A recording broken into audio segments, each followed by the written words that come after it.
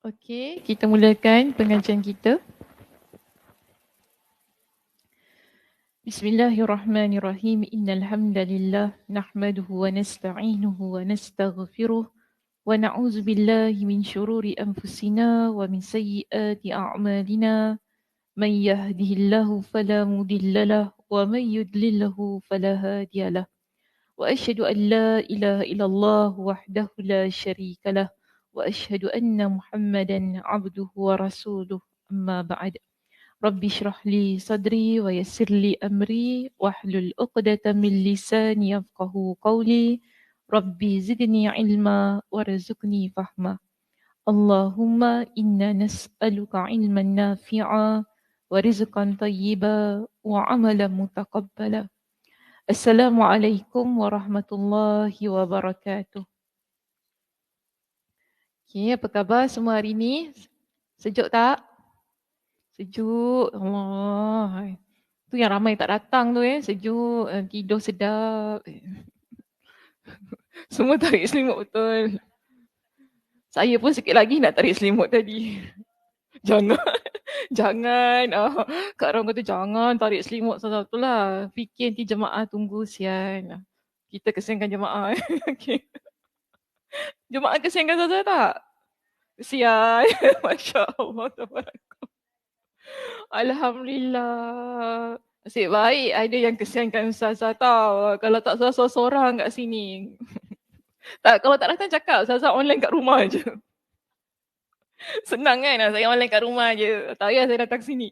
Okey, dah lah Grab mahal sekarang Masya Allah. Mahal. 35. Masya Allah. Masya Allah. Masya Allah. Semalam yang hari Minggu tu, semalam tu saya kena 40 semalam. Mahal juga.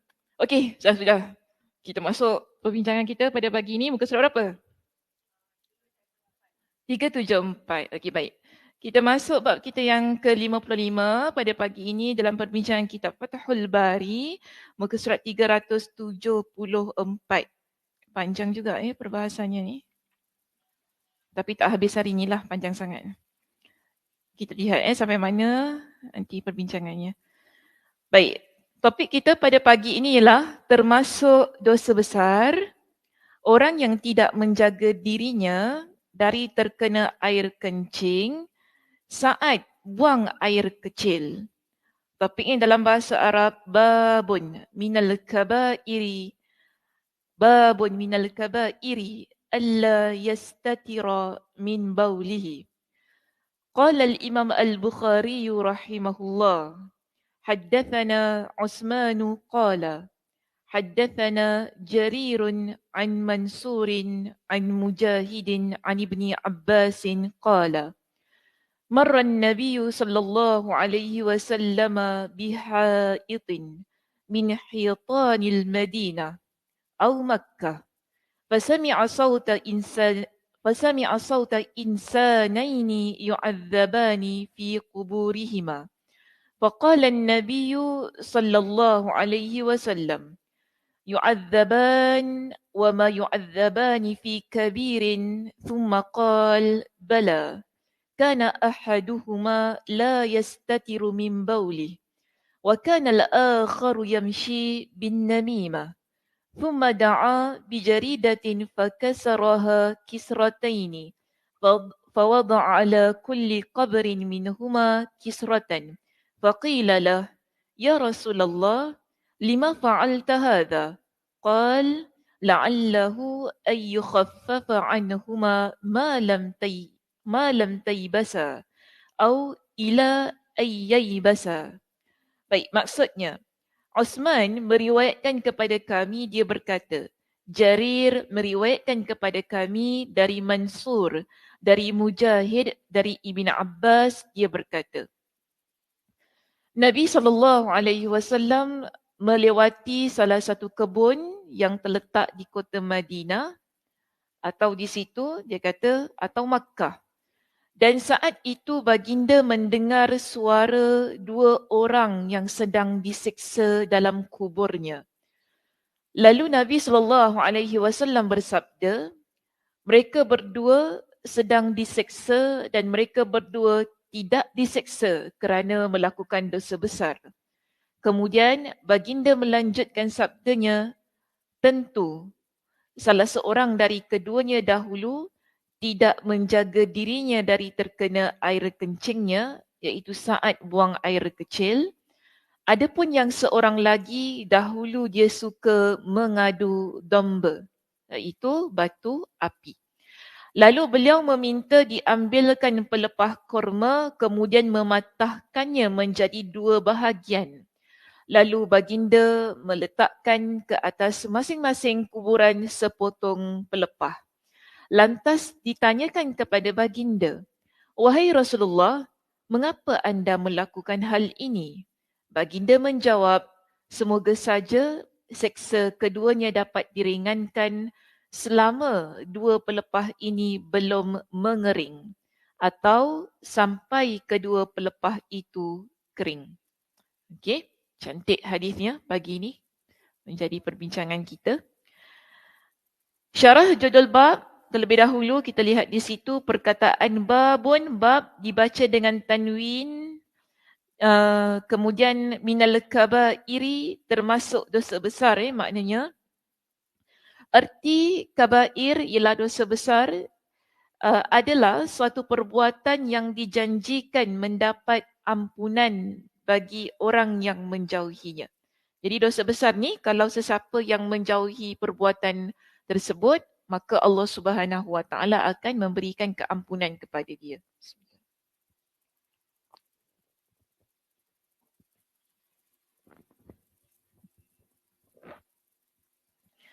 Okey, kita lihat kepada syarah hadis kita di sini.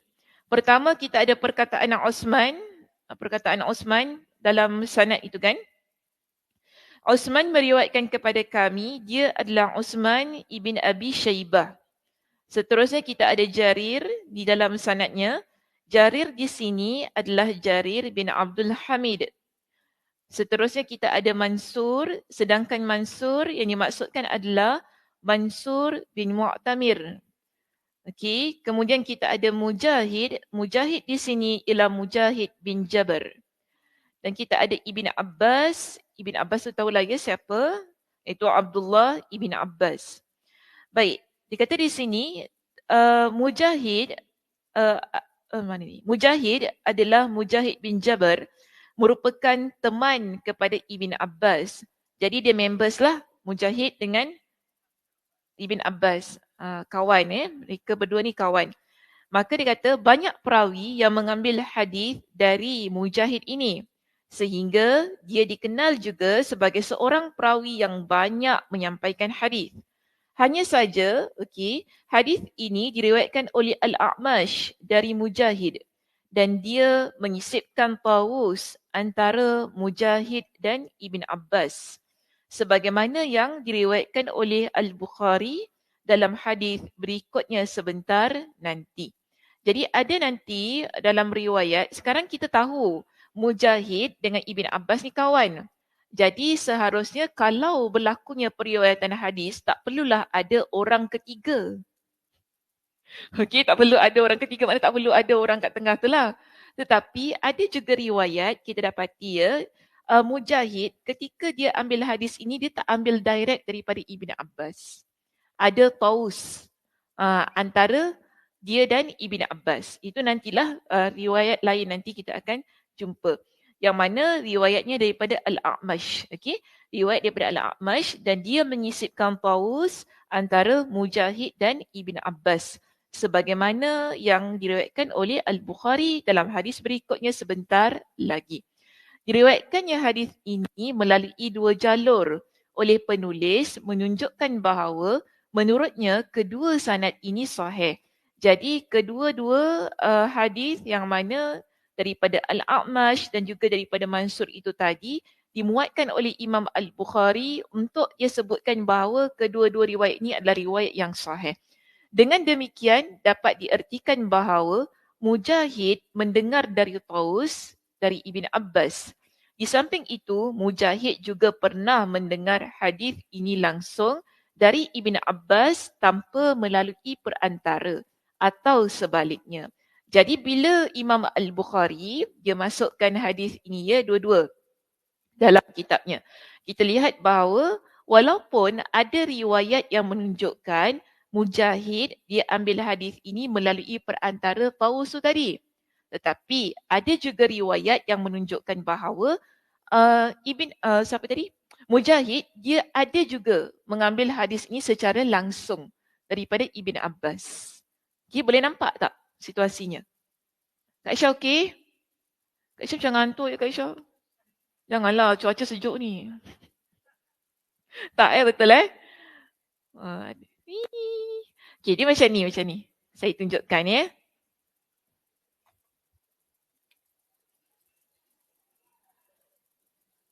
Kita ada Mansur tadi kan dalam hadis. Okay.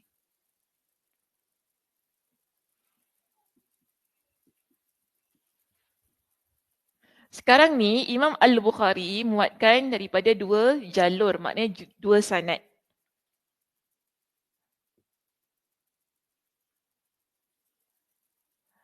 Kedua-dua sanad ini dilihat oleh Imam Ibn Hajar Al-Asqalani sebagai sanad yang sahih.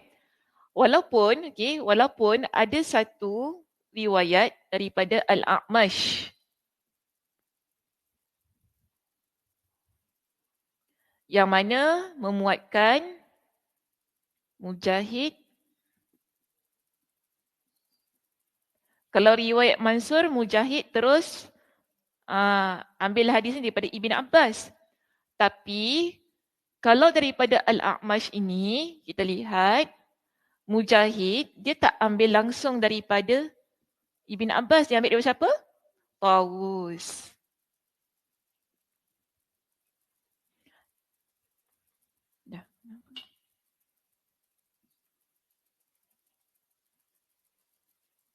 Dia ambil daripada Taus. Baru pergi kepada Ibn Abbas kan? Jadi bagi Imam Al-Bukhari, kedua-dua riwayat ini sahih. Sebab di sana dia kata, Mujahid betul, dia pernah juga ambil hadis ni direct daripada Ibn Abbas. Tapi ada lagi satu keadaan yang mana dia juga pernah mendengar hadis ini daripada Taus, yang mana Taus ambil daripada Ibn Abbas. Okay, jadi kedua-dua keadaan ini pernah berlaku. Sebab tu dia muatkan di dalam kitabnya Sahih Imam Al-Bukhari dan menyebutkan bahawa kedua-dua riwayat ini sahih. Tidak ada pertikaian ya tentang hal itu. Kemudian disebutkan di sini, di samping itu Mujahid juga pernah mendengar hadis ini langsung dari Ibn Abbas tanpa melalui perantara atau sebaliknya. Hal ini diperkuat dengan kenyataan bahawa pada redaksi hadis yang diriwayatkan Mujahid dari Taus terdapat tambahan. Berbeza dengan redaksi yang diriwayatkan secara langsung dari Ibn Abbas. Ibn Hibban menyatakan dengan tegas bahawa kedua sanad tersebut adalah sahih. Jadi kedua-dua sanad ini sahih. Tidak menjadi pertikaian dengan para ulama. Tak kiralah sama ada Mujahid dia ambil langsung daripada Ibn Abbas ataupun ada orang tengah di situ kan antara dia dan Ibn Abbas. Sedangkan kita tahu Ibn Abbas dengan dia adalah kawan.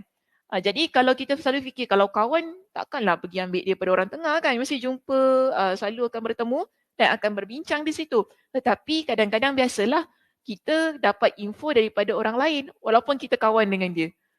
So ini berlakulah ya pada zaman periwayatan hadis itu tadi. Jadi di sini dia kata Ibn Hibban kata dua-dua hadis ni sahih. Tak jadi masalah. Kemudian dia kata sementara At-Tirmizi dia mengatakan sanad dari jalur Al-A'mash lebih sahih. Tapi kalau menurut kepada kritikan Imam At-Tirmizi, dia kata apa? Sanad yang daripada Al-A'mash itu lebih kuat. Kalau nak dibandingkan riwayat daripada Mansur tadi. Okey baik, itulah ya sedikit penerangan berkenaan dengan kedua-dua sanad yang akan kedua-dua sanad hadis lah yang menjadi perbincangan kita pada pagi ini. Baik, seterusnya kita masuk di sini tentang syarah hadis ya.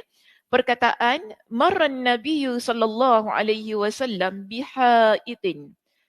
Nabi sallallahu alaihi wasallam melewati salah satu kebun. Jadi haid di sini maksudnya ialah bustan. Dikatakan kat situ. Artinya makna haitun adalah bustanun, kebun. Al-Bukhari juga menyebutkannya di dalam kitab Al-Adab. Jadi Imam Al-Bukhari dia tidak hanya meriwayatkan hadis ini dalam kitab wuduk. Kalau kita nanti buka kitab adab, di sana ada juga hadis yang sama. Okey, tentang hadis ini di mana Imam Al-Bukhari tetap menyebutkan tentang makna haid ini sebagai bustan. Yang mana dia kata dengan satu redaksi, okay, yang mana Nabi kata Nabi SAW pernah keluar dari salah satu kebun yang terdapat di Madinah. Dengan begitu, dapat diartikan bahawa kebun yang Rasulullah SAW keluar darinya bukan kebun yang dilintasi baginda. Jadi kita ada dua sanad tadi. Satu cerita kata Nabi lalu. Tapi kalau kita rujuk dalam riwayat yang terdapat dalam kitab Al-Adab, menunjukkan bahawa Nabi keluar daripada kebun itu. Okey, so kita ada dua situasi. Maka di sini dia kata yang sebenarnya Nabi keluar daripada kebun itu, bukan Nabi lalu. Dalam kitab Al-Afrad, karya Ad-Darqutni, tertera hadis Jabir yang menyebutkan bahawa kebun tersebut milik Ummu Mubashir Al-Ansariyah. Jadi dia pemiliknya adalah seorang wanita, kaya wanita ni, masya-Allah. Tunjukkan maknanya di sana pada zaman Nabi ramai wanita yang kaya-kaya. Antaranya Ummu Mubashir, maknanya dia ada satu kebun milik dia sendiri. Jadi dia kata Ummu Mubashir ni Al-Ansariyah. Ini menunjukkan bahawa kita baca seterusnya. Riwayat ini menguatkan riwayat yang tercantum dalam kitab Al-Adabul Mufrad sebab di sana disebutkan secara tegas bahawa kebun itu terletak di kota Madinah. Kalau kita baca pun nama dia tadi kan Ummu Mubashir Al-Ansariyah, kita dapati bahawa dia di kalangan wanita Ansar. Wanita Ansar ni siapa? Penduduk Madinah. Sebab tadi kita baca, cuba lihat sanad, cuba lihat hadis. Muka surat 374. Bila kita baca hadis ini, dia kata apa tadi? Mana ni? Bihaitin min hitanil Madinah au Makkah. Dia letak situ kan? Madinah atau Mekah. Di situ ada keraguan daripada sudut periwayatan. Maknanya perawi ni tak pasti kebun ni terletak di mana. Makkah atau di Madinah. Tetapi Imam Ibn Hajar Al-Asqalani bila dia syarahkan hadis ini, bila dia kata kebun ini pemilik wanita Ansar. Jadi kita faham maknanya kebun itu berada di Madinah. Jadi ia adalah berlaku di Madinah kisah ini. Tak ada lagi pertikaian Mekah ke Madinah. Sebab daripada pemilik itu sendiri, kita dah dapat pastikan bahawa kebun ini berada di kota Madinah. Dan tidak dengan lafaz yang mengandung keraguan. Dia kata di situ. Maknanya kalau kita rujuk dalam kitab Al-Adabul Mufrad, kita dapati bahawa tak ada pun dia kata Madinah atau Makkah. Dia terus direct kata kebun ini berada di Madinah. Dan dia kata di sini ada pun keraguan yang tertera di dalam hadis atau Makkah, ia adalah berasal dari Jarir. Okey, baik. Ummu Bashir Al-Ansariyah ni isteri kepada Zaid bin Haritha, ya. Tahu tak Zaid bin Haritha? Anak angkat Rasulullah sallallahu alaihi wasallam. Zaid bin Haritha. Yang dulu kahwin dengan siapa?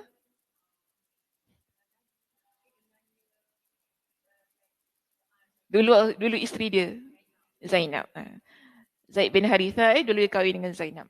Kemudian setelah dia bercerai daripada Zainab tu, dia bernikahlah dengan wanita lain, antaranya Ummu Mubashir Al-Ansariyah. Okey, baik, seterusnya kita ada perkataan di sini. Fasami'a sawta insanaini yu'adzabani fi kuburihima. Dan saat itu baginda mendengar suara dua orang sedang disiksa di dalam kubur. Jadi kita boleh faham begini, ya. Kebun ini dia berdekatan dengan kubur. Okey, kebun yang Nabi lalu ataupun yang Nabi keluar tu tadi, dia berdekatan dengan perkuburan. Jadi bila Nabi keluar, Nabi dengar suara orang yang disiksa. Di sini dia kata yang sedang disiksa dalam kubur. Jadi yang bawah tu semua saya tak nak baca sebab itu dia terangkan daripada sudut bahasa sahaja. Okey, lihat muka surat 377, terus masuk kepada perkataan yu'adzabani. Perkataan yu'adzabani di sini menerangkan kepada kita begini. Mereka berdua sedang diseksa. Dalam riwayat Al-A'mash tertera dengan lafaz marra biqabraini, melintasi dua kuburan. Jadi kita faham bila Nabi keluar daripada kebun, kemudian Nabi lalu pada dua kuburan. Di sinilah Nabi SAW dengar suara ataupun bunyi siksa kubur dalam dua kubur ini. Kemudian dia kata begini, dalam riwayat Al-A'mash tertera dengan lafaz marra biqabraini, melintasi dua kuburan, yang mana dalam riwayat Ibn Majah pula dia menambahkan dengan lafaz jadidaini faqala innahuma la yu'adzabani. Jadi dua kuburan yang baru. Okey, dua kubur baru maknanya baru dikuburkan, baru ditanam. Jadidain dalam riwayat Ibn Majah dia sebut dua kuburan yang baru, Nabi lalu di situ, yang mana kedua-duanya sedang disiksa. Di sini dia kata ada kemungkinan untuk dikatakan bahawa dhamirnya kembali kepada sesuatu yang tidak disebutkan, sebab redaksi perkataan tersebut mengarah ke sana. Demikian juga ada kemungkinan untuk dikatakan bahawa dhamir tersebut kembali kepada kata al-qabrain, iaitu dua kubur secara majazi, dan maksudnya adalah mayat yang ada di dalam kedua kuburan tersebut. Dhamir tu yang innahuma. Tadi kan dalam bahasa Arab tu dia kata apa? Okey. Innahuma. Jadi bila dia kata dhamir, ini maksud dhamir. Huma ni. Okey, dua orang. Cuma dalam perbahasan, dia tak pasti adakah dia masukkan kepada penghuni kubur atau pada kubur. Okey. Dia macam itulah, itu pun dia discuss lah. Ini saya nak bagi mudah faham saja maksud daripada perenggan itu. Dia tak pastilah masuk kepada penghuni dalam tu ataupun pada kubur tu sendiri. Jadi di sini dia kata demikian juga ada kemungkinan untuk dikatakan bahawa dhamir kembali kepada al-qabraini, kepada dua kubur itu. Maksudnya adalah mayat yang ada di dalam kedua kuburan tersebut. Jadi yang boleh kita faham beginilah ya, kalau kita kata dua kuburan, dia pastilah masuk sekali dengan penghuni dalam kubur tu kan, mayat dalam kubur yang diseksa itu tadi. Okey, baik. Seterusnya, kita ada perkataan wama yu'adzabani fi kabirin thumma qala bala. Mereka berdua tidak diseksa kerana melakukan dosa besar. Okey, mula-mula Nabi sebut macam tu. Mereka berdua ni yang Nabi dengar seksa kubur itu kat dalam, tidaklah diseksa kerana melakukan dosa besar. Thumma qala bala. Kemudian baginda bersabda lagi, tentu. Okey, sekarang ni kita ada kemusykilan. Dosa besar ke tidak benda tu? Mengumpat dosa besar. Mengumpat dosa besar. Okey. Jadi sekarang ini bila Nabi kata qala bala, Nabi kata tentu. Tentu maknanya Nabi nak kata tentu itu dosa besar. Maksudnya begitu. Walaupun pada awal Nabi kata tidaklah mereka ni diseksa sebab mereka buat dosa besar. Seterusnya Nabi tukar statement tu tau. Nabi kata qala bala, tentu itu dosa besar. Nabi kata sedemikian. Okey, ini yang diperbahaskan di kalangan para ulama hadis. Sekarang Nabi nak kata itu dosa besar ke bukan? Okey. Jadi sila buka. Sebab ni perbincangan agak complicated bila dah masuk sebelah sini. Baik, dia kata begini. Maksudnya sesungguhnya apa yang mereka lakukan itu tentu termasuk dosa besar.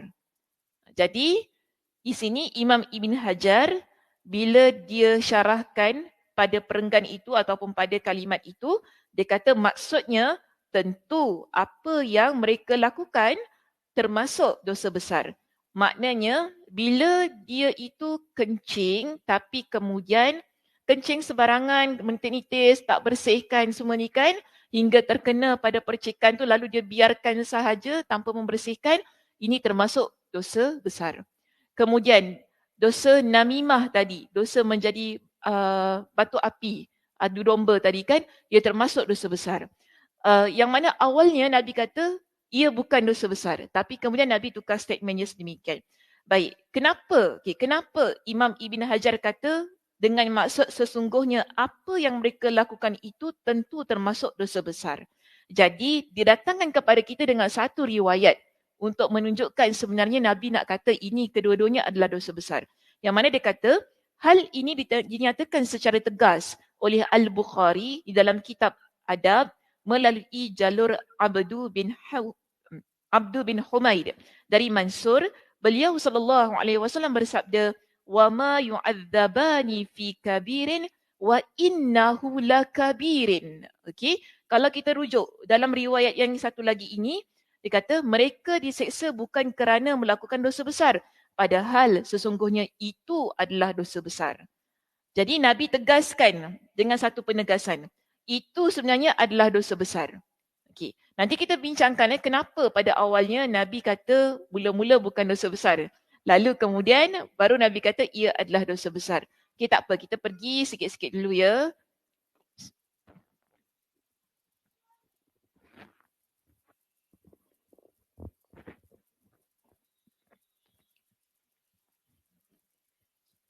Okey, kita lihat muka surat 378 di situ. Ini merupakan tambahan dari riwayat Mansur terhadap riwayat Al-A'mash, dan Muslim tidak mengeluarkan riwayat ini di dalam kitab sahihnya. Ibn Battal menjadikan hadis dari jalur Al-A'mash sebagai dalil bahawa siksa kubur tidak hanya ditimpakan kepada pelaku dosa-dosa besar, akan tetapi ditimpakan juga kepada pelaku dosa-dosa kecil.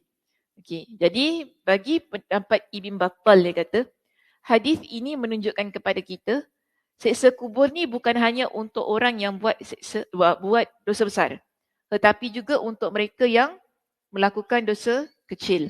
Kerana dia kata sebab tidak terdapat nas yang mengancam orang yang tidak menjaga diri dari terkena air kencing saat buang air kecil. Maksudnya sebelum kisah hadis ini, Nabi tak pernah cakap tentang hal itu. Maksud dia macam tu. Okay, sebelum hadis ini, sebelum Nabi cakap tentang kisah ini, Nabi tak ada pun sebut yang orang kalau dia buang air kecil, dia tak bersihkan, dia biarkan sahaja, air itu menitis dan lalu dia biarkan begitu kotor, orang begini akan dikenakan dengan siksa kubur. Sebelum itu Nabi tak pernah cakap. Inilah baru pertama kali Nabi cakap. Okay, ini menurut kepada pendapat Ibn Battal. Kemudian disebut sini, pendapat Ibn Battal ini dibantah dengan tambahan lafaz yang tercantum dalam riwayat Mansur yang mana mengatakan bahawa redaksi yang sama juga diriwayatkan dari Abu Bakrah yang disebutkan dalam riwayat Ahmad dan At-Tabrani, yakni dengan lafaz wa ma yu'adzabani fi kabirin bala. Mereka berdua tidak disiksa akibat melakukan dosa besar, tentu. Jadi Ibn Malik berkata, kalimat fi kabirin merupakan bukti adanya huruf fi. Fi kabirin kita ada huruf fi kan sebelum tu kan dekat sini. Okey, fi ini dia kata ia adalah kalimat yang mengandung makna ta'lil. Ta'lil tu maksudnya sebab. Bila Nabi kata wa ma yu'adzabani fi kabirin, ia menunjukkan bahawa okey, siksa mereka berdua tidak disiksa akibat melakukan dosa besar. Ada yang dia buat, okey, ada yang dia buat menyebabkan berlaku siksaan tersebut. Baik, di sini dia berikan kepada kita dengan satu lagi contoh untuk mudah faham ayat tadi dekat atas. Dia kata uzibati mura'atun fi hirrah. Seorang wanita disiksa disebabkan oleh perlakuannya terhadap seekor kucing. Dia guna fi di situ. Kenapa dia guna fi? Untuk menunjukkan kerana dia seksa kucing itu, dia kena azab. Jadi boleh kita faham, kerana seseorang buat dosa besar, sebab tu dia kena azab. Ada sebab. Okay, ada sebab. Fi ini dipanggil sebagai fi ta'lil, iaitu fi yang menunjukkan berlakunya sesuatu kerana sebab perbuatan yang dilakukan oleh seseorang. Jadi Ibn Malik melanjutkan, perkara ini banyak tidak diketahui oleh para ahli nahu, iaitu ulama bahasalah di situ. Padahal kalimat seperti ini disebutkan dalam Al-Quran, seperti firman Allah Subhanahu wa taala, lamassakum fima akhaztum. nescaya kamu ditimpa siksaan yang besar kerana tebusan yang kamu ambil. Jadi di sini dia guna perkataan fi. Okey? Fi ma akhaztum. Ketiga-tiga keadaan ini menunjukkan bahawa fi ini adalah fi ta'lil. Fi yang menunjukkan adanya sebab perbuatan yang dilakukan oleh seseorang sehingga dia terkena dengan azab Allah Subhanahu wa taala.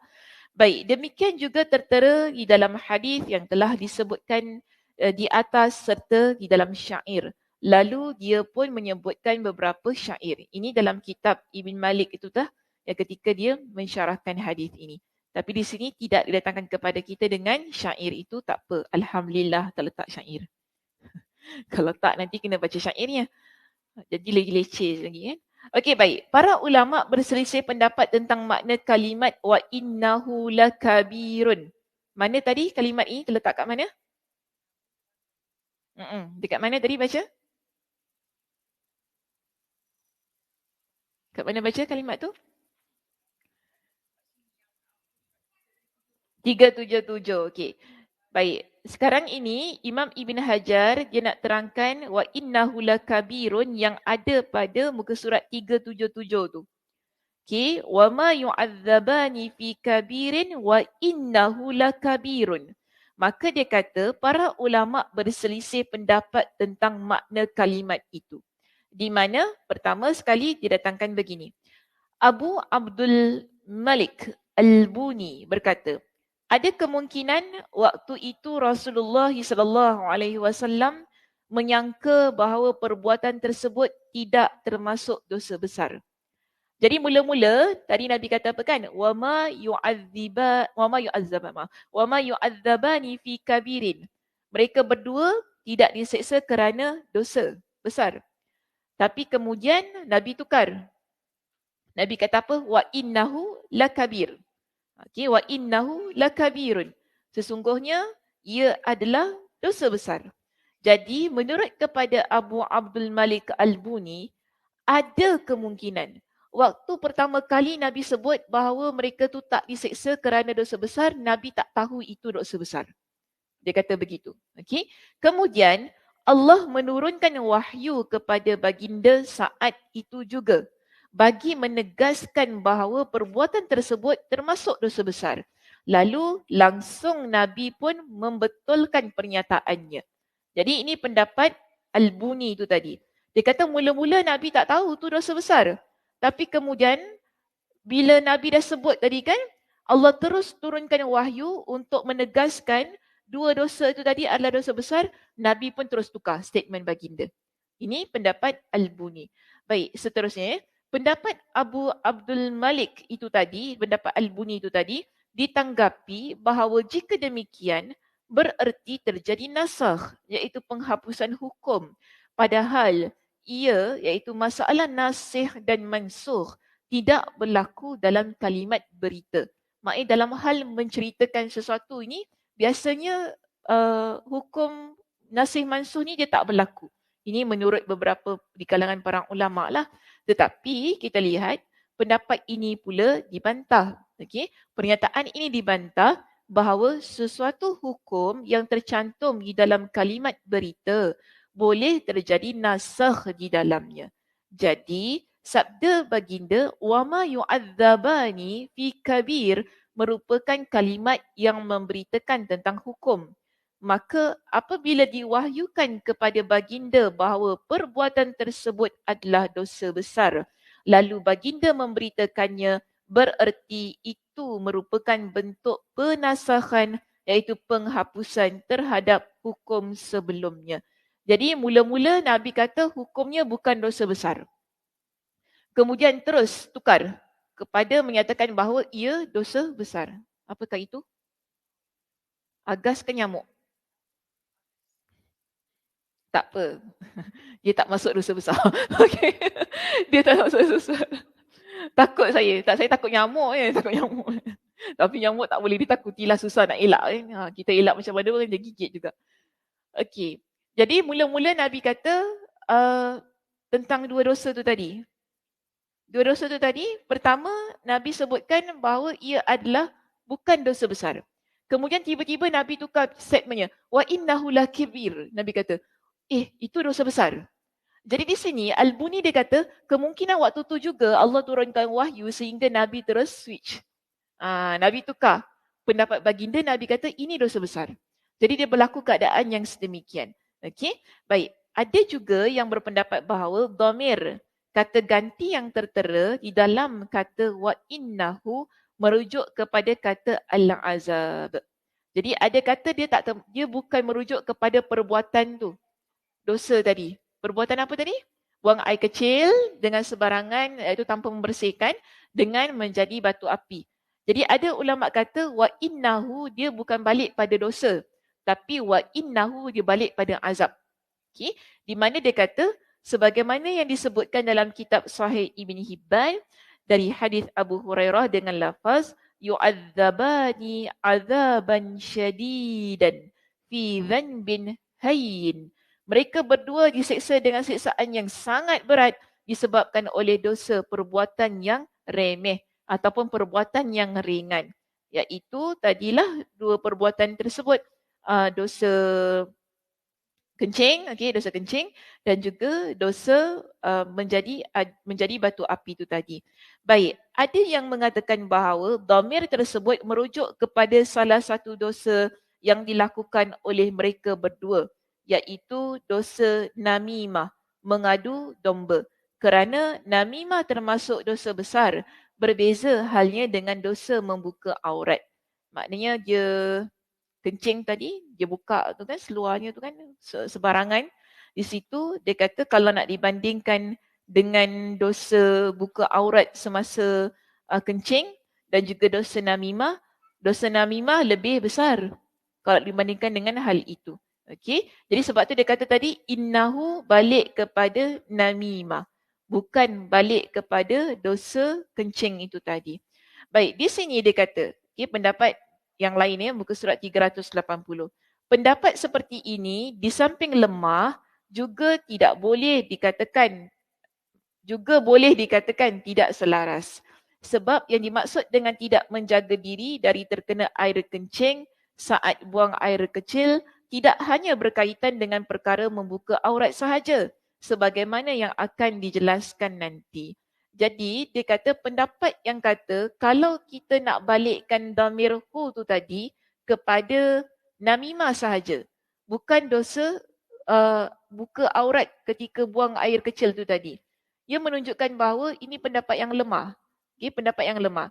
Kerana kalau kita nak kata tidak menjaga diri dari terkena air kencing itu hanya sekadar membuka aurat, sebenarnya bukan itu. Dia lebih daripada hal tersebut. Dia bukan sekadar dia membuka aurat tu lalu buang air kecil sembarangan, bukan itu. Tapi lebih daripada apa yang ingin dimaksudkan. Sebab itu di sini dia kata Ad-Dawudi dan Ibnul Arabi berkata, kata kabir, kata kabir, dosa besar maknanya yang dinafikan tersebut diertikan dengan akbar, dosa besar yang paling besar.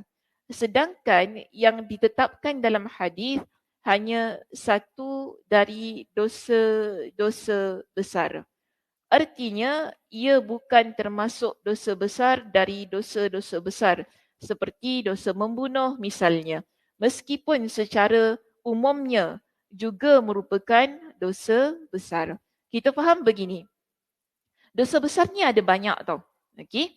Tetapi dosa besar ada juga yang lebih besar daripada itu. Dosa besar ni ada banyak. Tapi ada yang lebih besar daripada dosa besar ini. Sebab tu dia guna perkataan kabir. Tak guna perkataan akbar. Kalau akbar tu dia lebih besar daripada kabir. Dia begitu. Sebab kalau kita lihat dalam hadis yang lain Nabi ada sebutkan begini.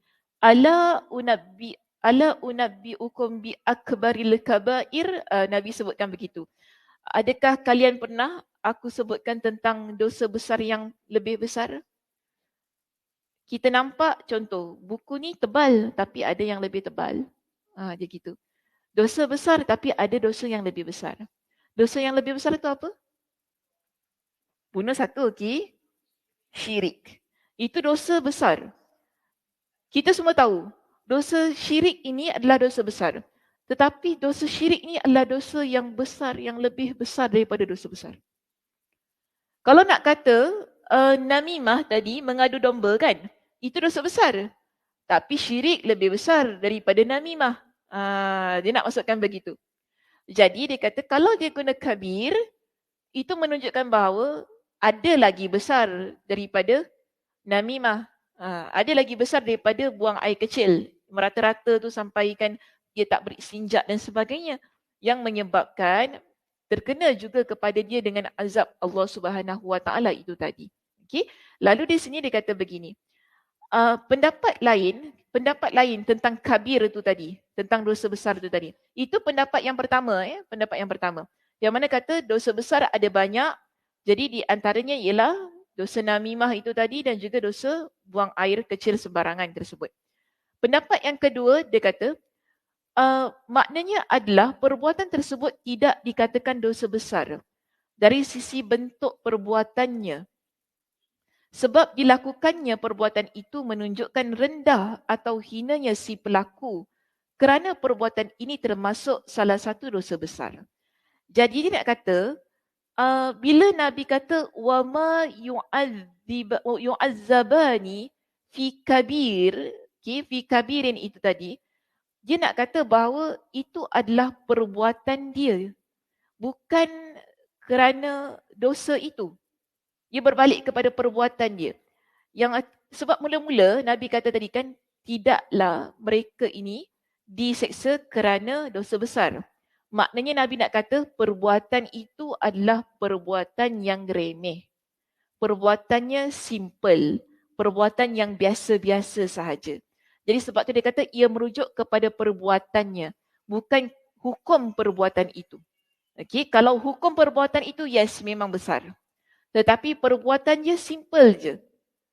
Buka seluar, kencing. Macam tu kan. Simple je benda tu. Ataupun nak kata pergi sana pergi sini berbual-bual pasal orang. Nampak simple kan? Kita cerita-cerita tentang orang kan. Jalan sana, kau tahu cerita ni. Kau tahu cerita ni. Simple. Perbuatan tu remeh. Tak susah pun kita nak buat benda tu. Kan? Ataupun buka seluar, kencing. Macam gitu. Simple je. Ini maksud Nabi. Bila Nabi kata apa? Perbuatan itu bukan perbuatan yang besar. Bukan dosa besar. Okey, bukan perbuatan yang menunjukkan kepada dosa besar. Kerana cara dia buat tu simple. Okey, ini pendapat yang kedua. Yang dia kata bila Nabi kata benda tu besar. Ia merujuk kepada perbuatan tersebut. Okey. Kemudian yang ketiga, ada yang mengatakan bahawa maknanya menurut keyakinan mereka, perbuatan tersebut tidak termasuk dosa besar. Atau menurut keyakinan orang-orang yang diajak bicara, iaitu para sahabat, bahawa perbuatan tersebut bukanlah termasuk dosa besar. Kerana begini, di kalangan para sahabat, mereka melihat perbuatan ini bukan perbuatan dosa besar. Sebab itu Nabi gunakan perkataan ia bukan dosa besar. Tadi kan, dia diazab bukan kerana dosa besar. Sebab semua dalam konteks Nabi pada waktu itu di kalangan para sahabat, mereka melihat perbuatan kencing sembarangan ini dan juga perbuatan menjadi batu api, dia bukan di kalangan ataupun bukan antara perkara yang dosa besar mengikut kepada pemikiran mereka. Tetapi menurut kepada Allah Subhanahu Wa Taala perbuatan itu adalah dosa besar. Sebagaimana kalau kita lihat di sini firman Allah Subhanahu Wa Taala, wa tahsabunahu hayyina, dan kamu menganggapnya remeh. Kita selalu anggap ala kencing itu biasa je kan, remeh, kita anggap remeh. Dan juga kita selalu anggap cerita-cerita kepada orang ramai ini perbuatan yang tak ada apa-apa, remeh. Tetapi dalam ayat Al-Quran menunjukkan wa huwa indallahi azim. Tetapi sebenarnya dalam pandangan Allah itu soal yang begitu besar. Perbuatan yang kita anggap remeh tetapi sebenarnya adalah begitu besar pada pandangan Allah Subhanahu Wa Taala. Okey? Jadi sebab tu pendapat yang ketiga kata apa? Bila Nabi kata wama yu'adzabani fi kabir, mereka berdua tidak diazab kerana perbuatan yang besar ataupun perbuatan dosa besar, itu menurut kepada pendapat ramai orang pada waktu itu. Tetapi pada pandangan Allah, ia sebenarnya adalah dosa besar. Baik, pendapat yang keempat kita lihat. Ada pendapat lain lagi yang mengatakan bahawa maknanya bukan kerana sulitnya menghindari perbuatan tersebut. Ia digolongkan ke dalam dosa besar. Maksudnya, tidak susah bagi kedua orang itu untuk menghindari perbuatan tersebut. Pendapat yang terakhir inilah yang dipilih dan dipastikan oleh Al-Baghawi dan ulama lainnya serta dirajihkan oleh Ibn Daqiqul Aid dan sekelompok ulama yang lain. Pendapat ini paling kuat di antara pendapat-pendapat yang lain tu tadi. Yang mana dia kata, bila Nabi sebutkan wama yu'adzabani fi kabir, tidaklah mereka diseksa kerana melakukan dosa besar. Nabi nak kata dosa tu sebenarnya bukan susah nak dihindari, tetapi mereka tetap buat dosa itu. Dosa tu bukan sesuatu yang susah mereka nak hindar, tetapi mereka tetap melakukan dosa itu. Ini pendapat yang paling rajih di kalangan para ulama hadis. Okay, benda tu bukanlah susah nak tinggalkan, tapi mereka tetap buat perkara tersebut. Yang mana dia kata pendapat ini adalah pendapat yang terakhir yang dipilih oleh ramai ulama sehingga dirajihkan oleh mereka. Berbeza dengan pendapat yang kelima di situ. Okay, pendapat lain mengatakan bahawa maknanya adalah murni bahawa perbuatan ini tidak termasuk dosa besar. Jadi dia terus ambil kepada zahir hadis ataupun zahir teks yang kata perbuatan ini tidak termasuk dosa besar, tetapi dia kata perbuatan tersebut dia boleh jadi dosa besar kalau dia buat secara terus-menerus. Kalau dia buat sekali-sekali, kan, kencing sebarangan itu tadi, dia kata itu tak dosa besar, itu dosa kecil. Tapi kalau dia buat berterusan, asyik kencing sembarangan, menitik-nitik, kemudian tak istinja, biarkan saja, dia akan jadi dosa besar. Ataupun dosa adu domba tu tadi. Kalau dia buat sekali-sekali saja, dosa tu kan dia dosa kecil. Tapi kalau dia setiap hari dia buat, memang itu menjadi sifat dia yang dia buat secara terus-menerus. Untuk pendapat yang kelima ini dia kata jadi dosa besar. Dia kata begitu. Redaksi hadis mengarah kepada pengertian ini. Sebab masing-masing dari keduanya diungkapkan dengan kata yang menunjukkan terus-menerus dan berulang-ulangnya perbuatan tersebut. Ini kerana redaksi hadis tersebut diungkapkan dalam bentuk fi'il mudhari' iaitu setelah lafaz kana, wallahu a'lam. Jadi maknanya pada perbahasan perkataan wama yu'adzabani fi kabir memiliki banyak pendapat. Okay, kenapa Nabi kata bahawa dua dosa itu bukan dosa besar? Jadi ada banyak pendapat di kalangan para ulama, kita ada 5 pendapat di situ itu tadi. Okay, yang mana dia kata pendapat yang keempat lebih rajih. Pendapat apa keempat?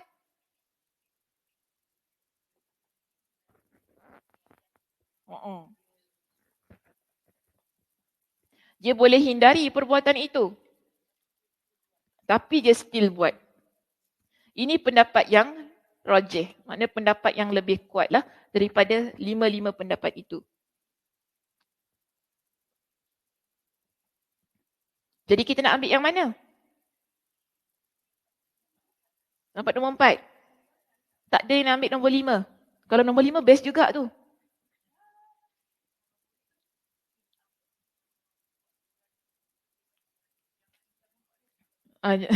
Jangan buat lagi Kak Dewi. Nombor 5 tu best kan? Tak apa, sekali-sekali dosa kecil. Dia macam gitu. Nombor 5 dia macam gitu tau. Tak apa, kalau buat sekali tu dosa kecil. Lain lah kalau kau buat selalu baru jadi dosa besar. Nombor 5 macam tu. So tak nak nombor 5 Kak Ram? Tak nak. Dia kalau boleh tinggalkan langsung. Hindar, tinggalkan. Kita tinggalkan dua tu. Jangan buat. Kerana kita tak naklah dosa kecil ke dosa besar. Kan? Dosa kering kan ada dosa kering. Dosa kecil ke, dosa besar ke, kering ke, kan, basah ke apa, semua tak nak. Kita tak mau. Semua jenis dosa ni kalau boleh kita nak tinggalkan. Kita jangan lihat mentang-mentang dia dosa kecil kan, kita nak buat perkara itu. Jadi sebab tu nombor 4 tu terbaik. Kerana kalau boleh kita tinggalkan, kita hindarkan, kita tinggalkan. Kita hindarkan, jangan buat. Itu terbaik. Jangan kita sibuk-sibuk.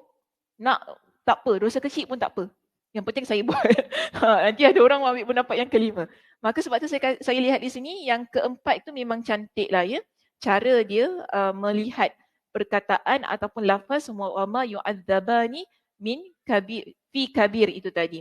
Okey, sikit ya kita lihat di sini tentang perkataan la yastatiru. Jadi selesai perbincangan tentang wa ma yu'adzabani fi kabirin itu tadi. So ambil pendapat yang keempat. Kita lihat di sini perkataan la yastatiru, tidak menjaga diri. Jadi apa yang dimaksudkan dengan tidak menjaga diri ketika dia buang air kecil tu tadi? Dia kata di sini, demikianlah yang tercantum dalam kebanyakan riwayat. Yakni dibaca dengan memfathahkan huruf ta yang pertama dan mengkasrahkan huruf ta yang kedua. Jadi kita ada dua ta di situ, ta ti. Okay. Satu baca ta, satu baca ti. La yastatiru. Dalam riwayat Ibn Asakir disebutkan dengan lafaz yastabri'u. Dibaca dengan mensukunkan huruf ba. Berasal dari kata al-istibra'. Al-istibra' maknanya menghilangkan bekas atau menghindari.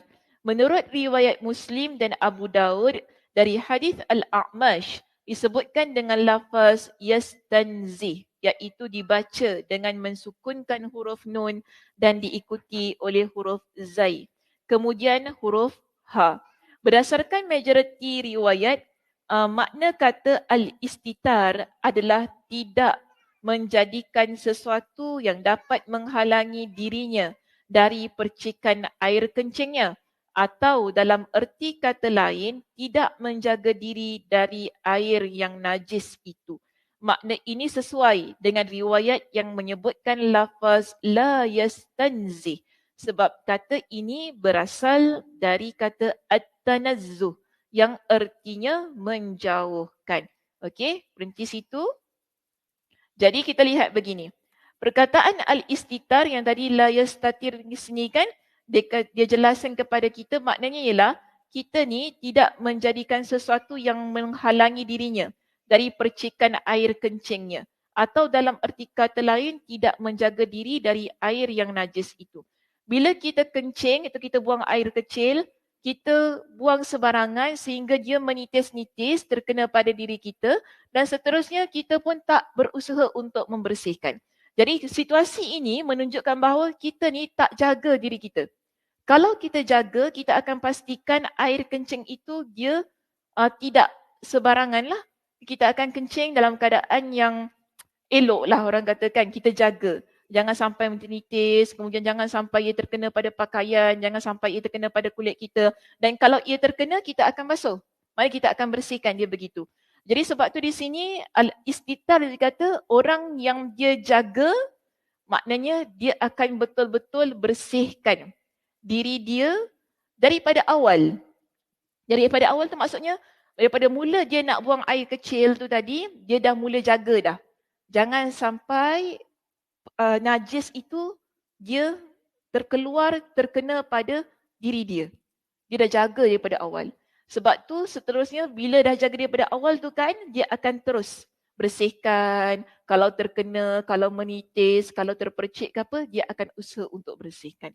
Jadi ini dimaksudkan dengan al-istitar itu tadi. Okey, saya nak berhenti sampai sini boleh? Ke nak sambung? Banyak lagi ni. Panjang perkataan ni. Tiga muka surat perkataan ni. Tak apalah. Stop ya. Kalau nak sambung.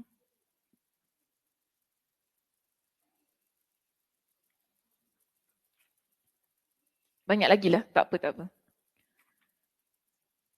Nantilah sambung minggu depan. Tak apa. Tinggalkan. Ada apa-apa soalan sebelum kita bersurai? Kita berhenti sini ya. Muka surat 381 perenggan yang ketiga terakhir. Ya saya. Mm-mm. Mm-mm. Betul. Mm. Dosa dia berperingkat-peringkat. Dosa besar pun berperingkat-peringkat. Jadi setiap dosa Allah Subhanahu Wa Taala akan timpakan azab juga mengikut kepada bagaimana dosa yang kita lakukan. Kalau dosanya bukan dosa syirik, pasti tak sama azabnya kan dengan dosa namimah ataupun buang air kecil sebarangan tu tadi. Yang penting dia azab. Azab Allah ini dahsyat ya. Tak kisah sama ada perkara tu dia kita panggil dosa yang kecil ataupun dosa besar. Yang penting azab Allah itu dahsyat. Walaupun dia kecil. Jadi kita jangan lihat tak apalah kecil je. Jangan kata je. Kecil je. Kecil yang kecil inilah kena dijaga supaya dia tidak jadi besar. Okey, ada soalan yang lain? Cik Ana nak tanya apa-apa Cik Ana? Tak ada. Yang duduk-duduk tak ada tanya apa-apa? Tak ada. Yang di belakang? Ya sila. Apa dia? Mandi dengan wuduk maksudnya macam mana? Mm-mm. Lepas haid kita mandi, kita niat wuduk. Bila kita lepas kita haid, habis haid tu kita mandi kan, kita niat mandi, tak boleh niat wuduk. Tapi dalam mandi kita tu ada ambil wuduk. Cara yang sunnah bila Nabi ajarkan kita mandi ni, ada pengambilan wuduk dalam cara-cara mandi tu. Yang mana last kali baru Nabi basuh bahagian kaki. Bila Nabi basuh bahagian kaki, di situ di kalangan para ulama kata wuduknya sudah ada dalam kita mandi hadas tu. Jadi kalau sesiapa yang mana dia tak nak berwuduk lagi, tak jadi masalah. Setelah dia mandi hadas tu tadi. Okey? Boleh? Okey, Alhamdulillah. Ada soalan yang lain? Ya. Uh-uh.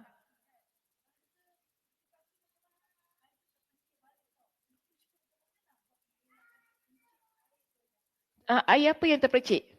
Uh-uh. Uh-uh.